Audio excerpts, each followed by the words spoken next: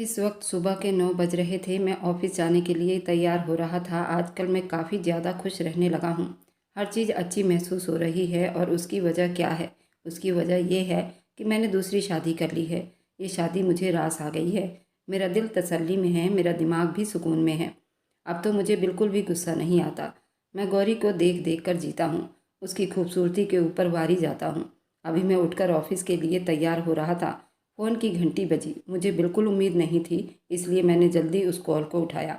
दूसरी तरफ जो कहा गया था उसे सुनकर मुझे लगा कि मैं अब अगला सांस नहीं ले पाऊंगा। ऑफिस के वर्कर का फ़ोन था। वो कहने लगा कि आज तुम ऑफिस मत आना, ऑफिस में आग लग गई है, पूरा ऑफिस जलकर राख हो गया है। ये सुनते ही मैं ज़मीन पर बैठता चला गया। ये क्या हो गया? अभी तो मैं बहुत ज़्यादा खुश हुआ था, लेकिन अब अचानक ये खबर। मुझे कुछ समझ नहीं आया। मैं क्या करूं?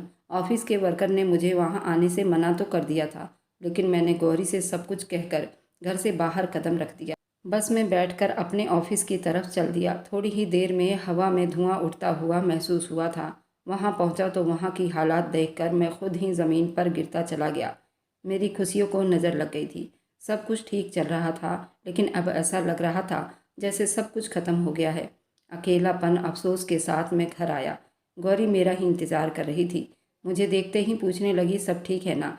लेकिन मैं उसे क्या बताता कि किस्मत का रास्ता थोड़ी ही देर तक चमका था, अब सब कुछ डूब गया है। लेकिन मैंने उसे कुछ नहीं बताया। उसे हौसला दिया और कहा कि नहीं, मामूली सी आग लगी थी, कल जाऊंगा, आज तो थोड़ा बहुत काम होगा, फिर कल से दोबारा ऑफिस चला जाऊंगा। लेकिन अंदर अंदर मैं बहुत ज़्यादा डर रहा था कि आग ने पूरी बिल्डिंग को अपनी लपेट में लेकर बर्बाद कर दिया था। बहुत ज़्यादा नुकसान हुआ था। अब लगता है मेरी नौकरी चली जाएगी। पूरी रात इसी टेंशन में सोया नहीं था। सुबह होते ही मैं तैयार होकर ऑफिस जाने लगा। घर में किसी को कुछ नहीं बताया। गौरी के साथ नाश्ता करने का दिल भी नहीं हो रहा था। दिल परेशान होता है तो खाने पीने का होश नहीं रहता। मेरी हालत भी इसी वक्त ऐसे ही थी। जैसे ही ऑफिस के पास कदम रखा, देखा सारे वर्कर परेशान खड़े थे और उनके चेहरे पर 12 बज रहे थे। मैंने आगे बढ़कर अपने मैनेजर से कुछ पूछना चाहा। वह खुद भी काफ़ी परेशान दिखाई दे रहा था। उसने मेरे सर पर बम फोड़ दिया। उसने कहा कि कंपनी बर्बाद हो गई है और हम सब दोबारा काम पर आ गए हैं। आप सबका दिमाग तो ठीक है ना? कंपनी ने अपने सारे वर्करों को काम से निकाल दिया है। सिर्फ मैनेजर की जॉब बाकी रह गई है, ताकि कहीं और कंपनी शिफ्ट हो जाए। मैनेजर को नौकरी से नहीं निकाला गया है, लेकिन अब हम सबकी नौकरियां हाथ से चली गई है। मेरे पैरों तले से ज़मीन खिसक गई थी। ये कैसी आफत आन पड़ी थी? अभी तो ज़िंदगी जीना शुरू हुआ था और अब ये तूफान बीत गया था। न जाने अब क्या होगा। गौरी को तो मैंने थोड़ी देर पहले ही खुशखबरी सुनाई थी कि बहुत अच्छी जॉब लगी है, अब हमारे दिन फिर से लौट आएंगे। लेकिन अब ये खबर मेरे इंतज़ार में थी। मैं अकेला मरे मरे कदमों से घर पहुंचा और घर आकर जो मंजर मेरी आंखों के सामने था, मैं हैरान रह गया। मैं कभी ज़िंदगी में सोच भी नहीं सकता था ये मंजर मुझे देखने को मिलेगी। मेरी दूसरी पत्नी गौरी बहुत रो रही थी। मेरे पूछने पर उसने जो बताया उसे सुनकर मेरा सर चकराने लगा था। मैंने दोनों हाथों से अपना सर पकड़ लिया। सोचने लगा, आखिर ऐसी कौन सी गलती हो गई जो ऐसी सज़ा मिल रही है। हमारे पास ऐसा कुछ भी नहीं रहा। मेरे दिमाग में धमाका हुआ। मुझे एक आदमी का ख्याल आया, लेकिन अब बहुत देर हो चुकी थी। मैं पहले ही बहुत दुखी था, लेकिन घर आकर जो मंजर मुझे देखने को मिला था, मैं कभी सोच भी नहीं सकता था। मेरी माँ और मेरी पत्नी एक दूसरे से बहुत लड़ रही थी और एक दूसरे के ऊपर इल्ज़ाम लगा रही थी। मैं दिमागी तौर पर पहले ही थका हुआ था। उनको इन हालत में देखा तो और परेशान हो गया। आगे बढ़कर दोनों को एक दूसरे से पीछे किया, लेकिन उन पर कोई असर नहीं हुआ था। वह लड़ाई में एक दूसरे से इस तरह आगे बढ़ रही थी जैसे कोई मुकाबला हो। यहाँ तक कि मैंने चीख कर उन दोनों को चुप रहने को कहा था।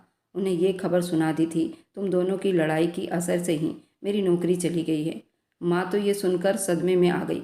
घर अब कैसे चलेगा? लेकिन मेरी पत्नी चौंक गई और उसने कहा, ये आप क्या कह रहे हैं? अब हम कैसे दिन बिताएंगे? कैसे मेरे खर्चे पूरे होंगे? मैंने आपसे शादी इसलिए तो नहीं की थी। ये कहकर वो बुरी तरह से रोने लगी। मैं उसके रोने पर हैरान रह गया। कल तक तो वो मेरे वारी जा रही थी और आज जब मेरी नौकरी चली गई तो उसका व्यवहार बिल्कुल ही बदलने लगा था। वो मेरी धर्मपत्नी थी, उसे तो मुझे समझना चाहिए था। जो चेहरा मेरे दिमाग में आ रहा था, मैं कांपने लगा था। अपने कमरे में चला गया। थोड़ी ही देर के बाद माँ आई। उन्होंने मुझे तसल्ली दी और कहा, इंदिरा होती तो तुम्हारा पूरा साथ देती, लेकिन ये गौरी है, याद रखो, तुम्हें छोड़कर चली जाएगी। आज उसने जिस तरह मुझे सबके सामने बेइज्जत किया है, कल ज़रूर तुम्हें बेइज्जत करके घर से चली जाएगी। तुम्हारी कोई अहमियत बाकी नहीं रहेगी। उसकी खूबसूरती की वजह से तुम उसे ब्याह कर ले तो आए हो, लेकिन ये शादी ज़्यादा दिन तक नहीं चलने वाली।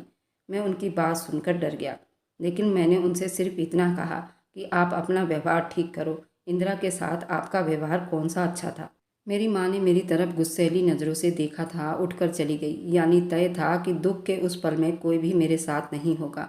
ये सोच आते मेरा दिल ये बोल उठा, लेकिन मैंने उसे काबू कर लिया और अपने भगवान के चरणों में गिरकर उनसे माफ़ी मांगने लगा। जैसे ही आंखें बंद करके मैंने भगवान से प्रार्थना की, दिमाग में इंदिरा का चेहरा आने लगा। वह काफ़ी दुखी नज़र आने लगी।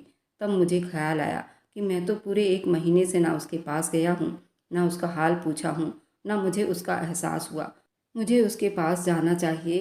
क्या मैं इतना कठोर हो गया था? दिमाग में ये ख्याल आते ही एहसास हुआ कि उसके पास ज़रूर जाना चाहिए। आखिर वो मेरी पहली पत्नी है और मैंने उसे अभी तक डिवोर्स भी नहीं दी थी। इस बीच गौरी अंदर आई। मैंने उसे अपने ये ख्याल बताया तो वह तो बिल्कुल आपे से बाहर हो गई। कहने लगी, क्या हो गया आपको? इस वक्त मुश्किल हालात हैं। ये बात सुनकर उसे तुम्हारे पास आना चाहिए, ना कि तुम उसके पास जाओ। आखिर को आप उसके पति हैं। लेकिन देखो ना, इतनी बुरी शक्ल होने के बाद भी इतने घमंड में बैठी है। कोई ज़रूरत नहीं आपको वहाँ जाने की। गौरी की बात सुनकर न जाने क्यों मुझे भी ऐसा महसूस हुआ था कि वह बिल्कुल ठीक कह रही है।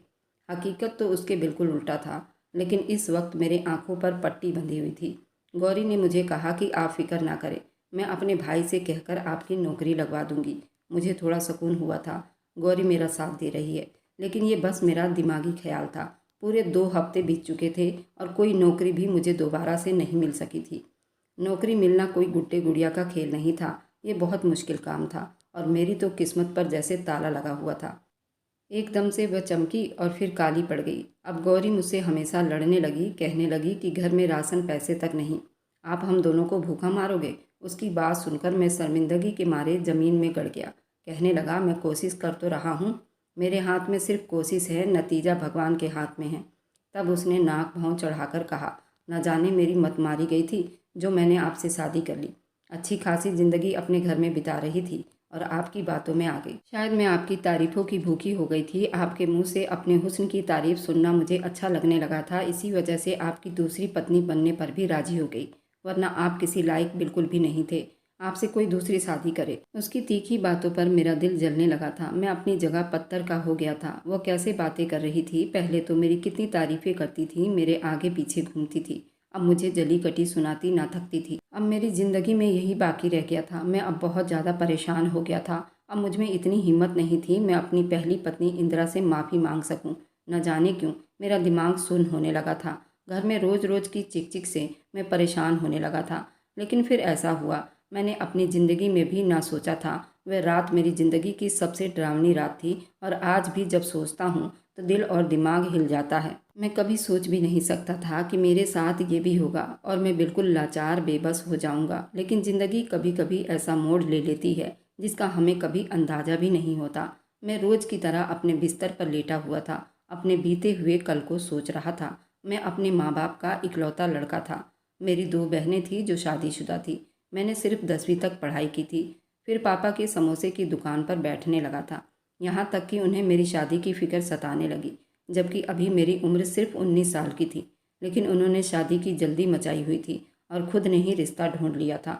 मुझे कहा, तुझे खूबसूरती पसंद है ना, और तेरी पत्नी सच में बहुत खूबसूरत है। उसके मुंह से तारीफ़ें सुनकर मुझे भी शौक हुआ, अब शादी कर लेनी चाहिए। ज़िंदगी में कोई साथी हो जाए जिसके साथ अच्छी ज़िंदगी बिताई जाए। शादी में अभी बस 12 दिन बाकी थे और एक ऐसी खबर मिली जिसे सुनकर मुझे समझ नहीं आया कि मैं क्या करूं। मेरी मंगेतर, जिसका नाम इंदिरा था, जो खूबसूरत थी, शादी की शॉपिंग करते हुए उसका एक्सीडेंट हो गया। उसमें वह जख्मी हो गई। उसके चेहरे पर ज़्यादा चोट आई थी, यानी अब उसका खूबसूरत चेहरा बिगड़ गया था। उसके कई सर्जरी हुए थे, तब जाकर उसकी जान बच पाई थी। लेकिन उसके पापा की सरकारी जॉब थी, उसके पास पैसों की कमी नहीं थी। उसके माँ बचपन में ही मर गई थी। मुझे पता चला, सब ने मुझे कहा कि तुम मंगनी तोड़ दो, जबकि दोनों तरफ तैयारी पूरी थी। लेकिन फिर पापा ने सख्त दबाव डाला, किसी की बेटी को यूँ छोड़ना नहीं चाहिए। मैं उनकी बातों में आकर समाज के आगे खड़ा हो गया। मैंने उसे अपना लिया और कुछ भी हो जाए, ये उम्र ऐसी होती है, कोई भी थोड़ा सा वाह वाह कर दे तो आदमी जोश में आ ही जाता है। और यही काम मेरे साथ हो गया था। मैं समझ गया था शादी करने में ही मेरी अच्छाई है और वही मेरी सपनों की रानी होगी। लेकिन फिर मुझे क्या पता था जिंदगी एकदम से बदल जाएगी। मेरी उसके साथ शादी हो गई और जब शादी की पहली रात मैंने इंदिरा का चेहरा देखा तो मुझे खुद से नफरत महसूस हुई। उसने अपना चेहरा घूंघट में छुपाया हुआ था, लेकिन जब मैंने उसका घूंघट उठाया तो मुझे लगा आज की रात मेरी ज़िंदगी की सबसे बुरी रात होगी। मैंने कैसे इस लड़की से शादी करने की हामी भर ली। वह मुझसे बहुत मोहब्बत करती थी और वह थी भी बहुत खूबसूरत, लेकिन उसकी किस्मत में कुछ और ही लिखा था। घर वालों की सेवा करती, वक्त पर खाना मिल जाता, घर की सफाई हो जाती, उसके अलावा भी वह उनके बहुत से ज़रूरत का ध्यान रखती और मेरी हर ज़रूरत बिना कहे पूरी कर देती। यहाँ तक कि मेरी भी बहुत ज़्यादा सेवा करती। जब भी काम से वापस घर आता तो मेरे पाँव दबाना शुरू कर देती और कहती कि आप थक गए होंगे। साथ दूध गर्म करके लाती, खाना गर्म करके देती, मेरे साथ हंसी मजाक करके खाना खाती। लेकिन न जाने क्यों मेरे दिल में एक ऐसी नफरत चिपक गई थी। क्या मैं ऐसी बदसूरत लड़की के साथ अपनी पूरी ज़िंदगी बिताऊंगा? लेकिन मेरी ज़िंदगी से सुकून ख़त्म हो गया। शुरू के दिन तो मुझे बहुत अच्छी लगी थी, जबकि उसके चेहरे पर ऑपरेशन के कई निशान थे। लेकिन लोगों की बातों ने मेरा जीना हराम कर दिया था। सिर्फ एक हफ्ता के अंदर अंदर वो मेरे दिल से बिल्कुल उतर गई। अब मैं उसे बिल्कुल भी भाव नहीं देता था, उसे ठीक से जवाब भी नहीं देता, ना ढंग से बात करता। लेकिन वह सब्र की घूंट पीकर मेरे साथ जीने लगी थी, मेरा ख्याल रखती। यहाँ तक कि जब मैं शाम से काम के बाद घर आता तो हर तरफ से मेरी सेवा करती। रातों को देर तक मेरे पाँव दबाकर कहती, आप थक गए होंगे ना, मैं आपको आराम पहुँचाती हूँ। लेकिन मुझे उसकी शक्ल से ही नफरत हो गई थी। उसकी शक्ल देख देख कर मैं परेशान होने लगा था। मम्मी भी अब उसे देखकर ताने देना शुरू करती थी। सिर्फ मेरे पापा ही थे जो उसे अपनी बेटी की तरह समझते थे। उनके आगे इंदिरा के लिए कोई बुरा शब्द नहीं बोल सकता था। लेकिन उसकी बुरी किस्मत, मेरे पापा को अटैक आ गया, उसी में उनकी मृत्यु हो गई। आस पड़ोस में लोग मेरी माँ को चढ़ाने लगे, तेरी बहू कुलच्छनी है, तेरे पति को खा गई, उसका चेहरा तुम्हारे घर के लिए मनहूस बन गया। मम्मी हर वक्त उस पर ताने कसती रहती थी, लेकिन वह न जाने किस मिट्टी से बनी थी। सब कुछ चुपचाप बर्दाश्त करती जा रही थी। मेरी उससे कोई औलाद भी नहीं हो रही थी। लाख कोशिश के बाद भी मेरा दिल नहीं होता था मैं उसके पास जाऊं। अंदर ही अंदर ये डर था, कहीं मेरी औलाद भी अगर ऐसी पैदा हुई तो मैं कहाँ जाऊंगा। अभी तक तो सब कुछ मेरे हिसाब से चल रहा था, औलाद ना होने का कोई चांस दिखाई नहीं देता था। एक दिन इंदिरा से एक मामूली सी गलती हो गई। मैंने अपने कुछ दोस्तों को अपने घर बुलाया था और उसे खाना बनाने के लिए कहा गया था। उसने कई तरह की सब्जी बनाई थी, लेकिन एक सब्जी में नमक ज़्यादा हो गया था। दोस्तों ने उसके खाने की बहुत तारीफ की थी। वे लोग चले गए, लेकिन उस थोड़ी सी गलती की वजह से मैंने उस पर हाथ उठाया, उसे इतना मारा, उसे अधमरा कर दिया था। माँ भी मेरे सपोर्ट में थी, उसे जली कटी बातें सुना रही थी। माँ ने भी अपना हाथ साफ किया था। हम दोनों माँ बेटे ने उसे बहुत मारा था, लेकिन न जाने वो किस मिट्टी की बनी थी। उसने इतना मार खाने के बाद भी हम सबकी सेवा की। माँ का कहना था ये कितनी बदसूरत है, इसके बदले इसके पिता को चाहिए कि मेरे बेटे की अच्छी नौकरी लगवा दे। मेरा बेटा प्राइवेट नौकरी करता है, कोई सरकारी नौकरी इसे लगवा दे। मेरी पत्नी ने बस इतना ही कहा था कि आपके बेटे की इतनी पढ़ाई नहीं जितना सरकारी नौकरी के लिए होना चाहिए था। माँ उस पर बरस पड़ी थी। हम दोनों माँ बेटे उसे इसी तरह टॉर्चर कर रहे थे। एक शाम एक खबर ने सबको हिलाकर रख दिया था। इंदिरा के पिता की मृत्यु हो गई थी। इंदिरा दो बहनें थी। इंदिरा छोटी थी, इंदिरा का कोई भाई नहीं था। इंदिरा को तुरंत अपने पिता के पास जाना पड़ा था। इंदिरा के पिता की 13वीं हो गई, लेकिन मैं इंदिरा को लेने नहीं गया। मैंने इंदिरा से ये शर्त रखी थी, अगर वह अपने पिता की सरकारी नौकरी मुझे दिलवाती है तो मैं उसकी देखभाल अच्छे से कर लूँगा और बदले में इंदिरा को बहुत खुश रखूँगा। इंदिरा की हालत देखते हुए इंदिरा का बहनोई ने इस बात को स्वीकार नहीं किया। उसने कहा कि इंदिरा अपने पिता की नौकरी खुद कर लेगी। तुम जैसे लीचड़ के साथ रहने से तो अच्छा है वह अकेले अपनी ज़िंदगी बिता लेगी। मुझे इंदिरा पर बहुत गुस्सा आया था। उसका बहनोई मुझे बुरा भला कह रहा था और इंदिरा ने अपने बहनोई की बात मानकर उसने मेरा फ़ोन काट दिया। मैं भी बहुत गुस्से में था। माँ भड़क उठी थी। फिर हम दोनों ने तय किया, ठीक है फिर रहो, सारी ज़िंदगी खुद कमा कर खाओ, यहाँ आने की कोई ज़रूरत नहीं। इसी वजह से इंदिरा दोबारा तो हमारे घर नहीं आई और मैंने अपने ही ऑफिस के वर्कर गौरी से शादी कर ली। गौरी भी पढ़ी लिखी थी, खूबसूरत थी। मुझे खूबसूरती ही तो चाहिए थी। मैं उसका दीवाना हो गया था। मैंने गौरी को बताया था मेरी पहली पत्नी इंदिरा है और वह अपने पिता के घर रहती है और मैंने उससे अपना नाता रिश्ता तोड़ दिया है क्योंकि वह उसी लायक है। एक तो बदसूरत है, ऊपर से इतनी घमंडी। पिता के मरने पर अपने घर गई और दोबारा वापस नहीं आई और ना ही मैं उसे लेने जाऊंगा। देखता हूँ कब तक वह अपनी ज़िंदगी अकेली बिताएगी।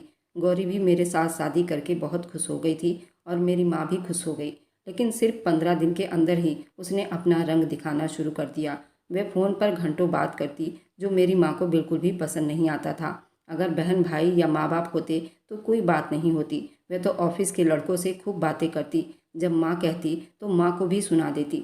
माँ ने मुझे दबे दबे शब्दों में कई बार कहा था, लेकिन मैंने माँ को ही सुना दिया था, तुम्हें भी तो खूबसूरत बहू चाहिए थी, खूबसूरत है तो उसके नखरे भी बर्दाश्त करनी पड़ेगी।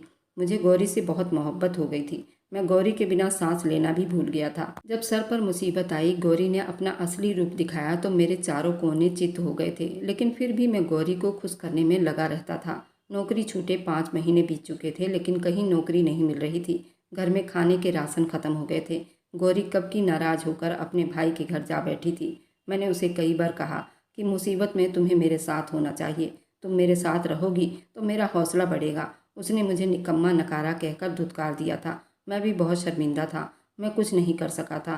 थक हार कर मैंने उस दिन गौरी के घर जाने की ठान ली। जब उससे मिलने गया तो वो बहुत खुश हुई। उसने अपनी पुरानी सारी शिकायतें भुलाकर मेरी बहुत सेवा की और मेरे आने की वजह पूछी। जब मैंने उसे बताया, उसने बहुत अफसोस किया। इंदिरा को भी पता चल गया था कि मैंने दूसरी शादी कर ली है। उसने मेरी दूसरी पत्नी के हाल चाल भी लिए और मुझसे कहा कि प्रीत, अब तो तुम खूबसूरत पत्नी पाकर बहुत खुश होगे ना। मैंने उसके सामने बहुत शर्मिंदा हुआ था। मैंने कहा, मेरी 5 महीने से नौकरी छूटी हुई है और मेरे पास पैसे नहीं माँ को खाना खिला सकूं और खुद भी खाऊं। गौरी तो अपने भाई के घर जाकर मुझे धमकियाँ देती हैं, मैं कोई काम नहीं करता। इंदिरा के आंखों में आंसू आ गए और उसने कहा कि कोई बात नहीं, मैं आपको आपके खर्चे के पैसे दे देती हूँ। मैंने कहा, इंदिरा तुम कैसी हो? इंदिरा ने कहा, तुम जैसे मुझे छोड़ गए थे मैं ऐसी ही हूँ और अपने पिता की जगह नौकरी कर रही हूँ और अपना पेट पाल रही हूँ। लेकिन हाँ, मैं तुमसे बहुत मोहब्बत करती हूँ। तुम मेरे दिल में रोज़ रहते हो और मरते दम तक तुम्हें नहीं भूल पाऊंगी।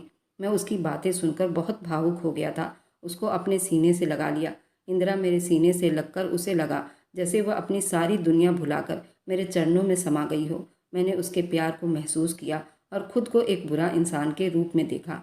गौरी अभी भी मेरे दिल पर दिमाग पर छाई रहती थी। मैं 2 दिन इंदिरा के पास रहा। तीसरे दिन मैं उससे पैसे लेकर घर वापस गया। घर आया तो गौरी पहले से ही घर में बैठी हुई थी और उसे पता चल गया था मैं इंदिरा के पास गया था। उसने बहुत हंगामा खड़ा किया था और उसने मुझ पर केस करने की धमकी दी थी। और जो इंदिरा के पास से पैसे लेकर आया था उसने मुझसे छीन लिया था। कहा, 5 महीने से तुमने मुझे 1 रुपया भी नहीं दिया। नकारा निकम्मा, 5 महीने से तुम यूं ही भटक रहे हो, ना कोई काम करते हो ना कोई काज करते हो। मैं कब तक अपने भाई के दरवाजे पर जाकर बैठूंगी?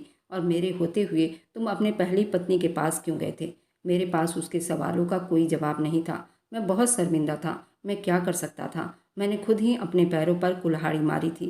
गौरी, तुम पहले तो ऐसी नहीं थी। तुमने कहा था कि मैं तुम्हारे हर सुख दुख में तुम्हारा साथ दूंगी। मेरे ऊपर कष्ट आया तो तुम मेरा साथ छोड़ रही हो, मुझे तंग कर रही हो। और इंदिरा मुझसे दूर रहकर भी वो मुझे देखने के लिए इतना तड़पती है। उसने मुझे कोई शिकायत नहीं की। मैंने उसके साथ कितना बुरा व्यवहार किया था, तब भी वो मेरे बुरे वक्त में पैसे लेकर मेरे सर पर खड़ी हो गई। और एक तुम हो, पैसे छीनकर मुझे ही धमकियां दे रही हो।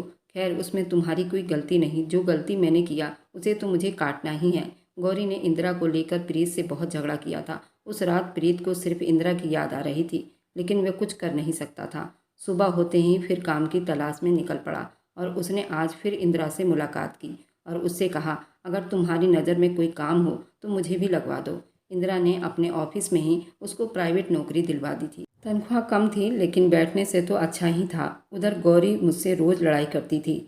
माँ की भी तबीयत बहुत ख़राब रहने लगी थी और एक दिन माँ भी हमें छोड़कर चली गई। इसी तरह मैं हफ्ते में 2 हफ्ते इंदिरा के पास जाता और उसे ढेरों बातें करता, लेकिन मैंने कभी इंदिरा से नहीं कहा तुम मेरे साथ चलो, क्योंकि गौरी मेरे साथ रह रही थी।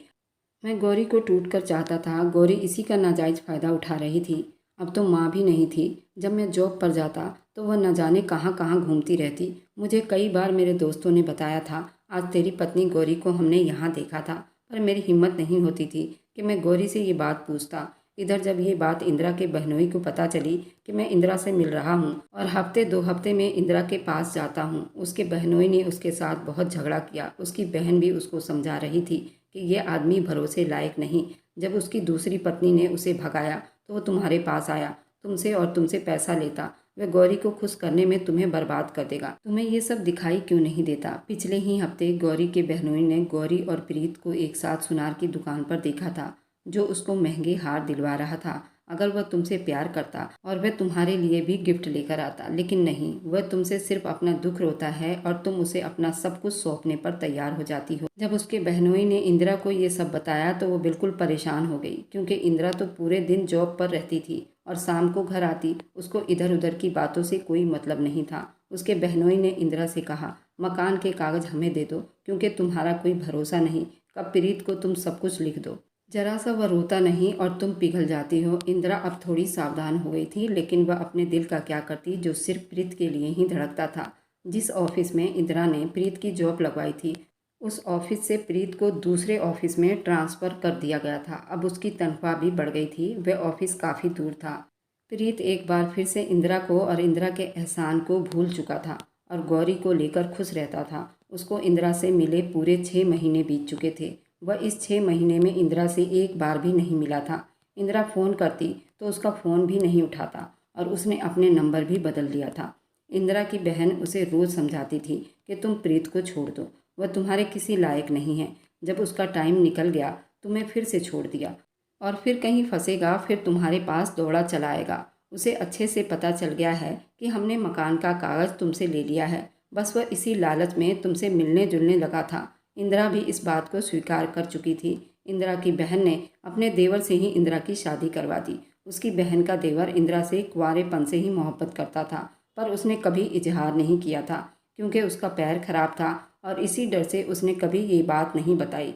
और वह अब इतने सालों से अकेले रह रही थी, तो उसने अपने दिल की बात इंदिरा की बहन को बताया। उसकी बहन ने तुरंत उसकी शादी इंदिरा से करवा दी। इंदिरा तो मन ही मन अभी भी प्रीत को चाहती थी, लेकिन उसने अपने बहनोई का मान सम्मान रखा और उसके देवर से शादी की। लेकिन इंदिरा ने एक बात छुपा ली थी। इंदिरा 3 महीने से प्रेग्नेंट थी, लेकिन जब उसकी तबीयत खराब हुई, उसे अस्पताल ले जाया गया, तब पता चला वो प्रेग्नेंट है। लेकिन इंदिरा के दूसरे पति अशोक ने उसको तब भी स्वीकार कर लिया। उसे इंदिरा से बेहद मोहब्बत थी। अब इंदिरा की वह दिन रात सेवा करता और उसकी देखभाल करता। उसकी भी सरकारी नौकरी थी, वह बैंक में जॉब करता था। इंदिरा की जिंदगी तो खुशहाल चल रही थी, किसी चीज़ की कोई कमी नहीं थी। लेकिन भगवान ने प्रीत के लिए कुछ और ही सोच रखा था। प्रीत जहां ऑफिस में काम करता था, ऑफिस में उसके ऊपर एसी गिरने से वह बुरी तरह से जख्मी हो गया था और प्रीत हॉस्पिटल में एडमिट हो गया था। उसका पैर बुरी तरह से जख्मी हो गया था, जिसे डॉक्टर को काटना पड़ा था। प्रीत अपाहिज हो गया था। गौरी ने उसके साथ बड़ी मुश्किल से 6 महीने काटे थे। उसके बाद वह उसे छोड़कर भाग गई थी और वह अकेले पड़ा पड़ा अपने कर्मों पर रोता रहता था। अब ना तो उसकी माँ थी, ना गौरी थी। अब वह अकेले अपनी ज़िंदगी के बुरे दिन बिता रहा था और सड़क किनारे बैठ गया था, क्योंकि वह कमा भी नहीं सकता था। एक दिन अचानक इंदिरा और उसका पति अशोक किसी काम से बाहर जा रहे थे। तभी उसकी नज़र प्रीत पर पड़ी। वह तुरंत गाड़ी से उतरकर प्रीत की तरफ भागी। उसका 5 साल का बेटा भी उसके पीछे पीछे दौड़ा चलाया। जब प्रीत की इतनी बुरी हालत देखी तो इंदिरा रो पड़ी। पूछने लगी, ये हालत तुम्हारी किसने की? इंदिरा के सामने शर्मिंदा हो गया। वह कुछ बोल नहीं पाया। इंदिरा ने पूछा, तुम्हारी पत्नी गौरी कहाँ है? गौरी का नाम सुनते वह रो पड़ा था। कहने लगा, गौरी तो मुझे कब की छोड़कर जा चुकी है। आज यहाँ मैं 2 सालों से बैठा भीख मांग कर खा रहा हूँ। गौरी ने मेरा मकान भी बेच दिया, दूसरे लड़के के साथ शादी करके न जाने कहाँ गायब हो गई है। मैंने तुम्हें ढूंढने की बहुत कोशिश की, लेकिन तुम्हारे मकान में किराएदार रहते हैं। उन्होंने कहा कि वे लोग तो कभी कभी यहाँ आते हैं, हमें नहीं मालूम वे लोग कहाँ रहते हैं। हम तो ऑनलाइन उनका किराया देते हैं। मैंने तुम्हारी बहन के घर भी खबर भिजवाई थी। उन्होंने बताया अब तुम उसकी ज़िंदगी से निकल जाओ, क्योंकि इंदिरा ने शादी कर ली है और अपनी ज़िंदगी में खुश है। मुझे पता चला था कि तुम एक बच्चे की माँ बन गई हो। फिर मैं चुप करके अपनी ज़िंदगी में ऐसे ही सड़क किनारे बिताने लगा और भगवान ने मुझे मेरे ही कर्मों की सज़ा दी है। मैं हीरे को छोड़कर कोयले के पीछे भागता रहा। उस काली ज़िंदगी में मेरी ज़िंदगी भी काली हो गई। वह तो मेरे अपाहिज होते मुझे छोड़कर रफू चक्कर हो गई, यहाँ भीख मांगने लगा। मुझे माफ़ कर दो इंदिरा, मैंने तुम्हारे साथ बहुत गलत किया। मैंने अपने मतलब के लिए तुम्हें इस्तेमाल किया, छोड़ दिया। आज इस कर्मों की सज़ा भुगत रहा हूँ। इंदिरा ने उसे सड़क किनारे से उठाया, अपने पति के साथ उसको घर ले आई। उसका पति अशोक उसे दिलो जान से दोनों से चाहता था। उसकी बात को टाल नहीं सकता था। प्रीत को दोबारा से अस्पताल में एडमिट करवाया। उसकी हालत अच्छी हुई। उसे उसके बेटे के बारे में बताया। वह खुशी से फूले नहीं समा रहा था। अपने बेटे को पकड़कर कभी उसके पैरों को चूमता, कभी उसके सर को चूमता। इंदिरा का धन्यवाद करते नहीं थक रहा था। इंदिरा ने दूसरे बच्चे को भी जन्म दिया था। जो कि बेटी थी वह अशोक की लड़की थी और जो लड़का था वो प्रीत का लड़का था। वह अपने दोनों बच्चों को देखकर जीती थी। अशोक और इंदिरा ने प्रीत का भी ध्यान रखना शुरू किया। प्रीत का बेटा भी बड़ा हो रहा था। अब ये पांचों एक साथ रहते थे। लोगों का कहना है एक छत के नीचे दो पति नहीं रह सकते, लेकिन प्रीत और अशोक में अब इतनी दोस्ती है, एक दूसरे के बिना खाना भी नहीं खाते और दोनों ही अब इंदिरा को इतना चाहते हैं कि लोग देखकर हैरान हो जाते हैं कि दुनिया में ऐसा भी कहीं होता है। उन दोनों पतियों को कोई प्रॉब्लम नहीं है। इंदिरा भी उन दोनों को बहुत चाहती है और इंदिरा का सवेरा उन दोनों से शुरू होता है और उन पर ही ख़त्म हो जाता है। आस पड़ोस जिसको भी ये बात पता चलती है सब इंदिरा को बुरा भला कहते हैं और इंदिरा को कहा जाता है ऐसी औरतें समाज को खराब करती हैं, लेकिन इंदिरा को उससे कोई फर्क नहीं पड़ता।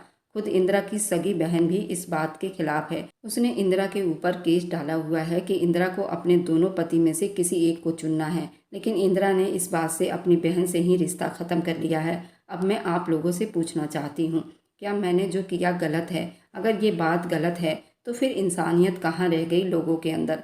और मेरी वीडियो आप लोग जहाँ कहीं से भी देखते हैं, कमेंट में अपने शहर और राज्य का नाम ज़रूर बताइए। मुझे आप लोगों के कमेंट पढ़ने में बहुत आनंद आता है और उन सभी का मैं बहुत बहुत धन्यवाद करना चाहती हूँ जो लोग मेरी वीडियो को देखते हैं, लाइक करते हैं और शेयर करते हैं। अगर आपको आज की कहानी पसंद आई है तो वीडियो को ज़रूर लाइक कीजिएगा और अपने दोस्तों के साथ शेयर भी कीजिएगा। और हाँ, अगर आपने अभी तक हमारे चैनल को सब्सक्राइब नहीं किया है तो ज़रूर सब्सक्राइब कर लें। मिलते हैं हम अपनी कल की एक नई दिलचस्प कहानी के साथ। मुझ पर सदा अपना प्यार और स्नेह बनाए रखें। सभी को मेरा प्यार भरा नमस्कार दोस्तों। खुश रहें, स्वस्थ रहें, मस्त रहें।